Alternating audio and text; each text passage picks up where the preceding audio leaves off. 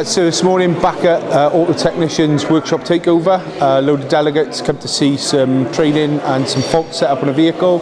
Covered two areas which I think were really good real world examples, which were 5-volt reference faults where there's very limited DTC info, just descriptions, and there's a bit of detective work that needs doing.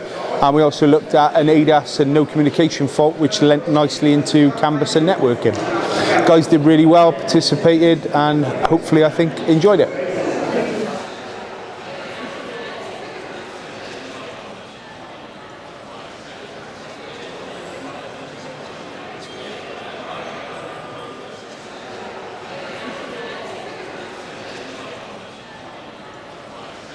Crank the rotary handle to adjust the height using an electronic rangefinder. Okay, so what we've done today is we've taken the techs through the Tesla, the Model 3 we've got here today. We're taking them through what they can access via the screen, what information is on there, what they can use for diagnosis, service, repair, how to set particular procedures up, like towing, resetting the wiper blades, that sort of stuff.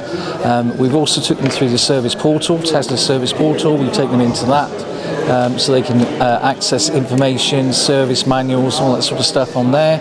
We've showed them that that's all completely free. It's also accessible by the customer, so they need to make sure that they've got that information in front of them when they're talking to their customer. So hopefully they'll go back and use this within their workshop environment. And we're trying to lift the game that they've got these vehicles out there that they want to bring in and start making a revenue out of, because that's what it's all about.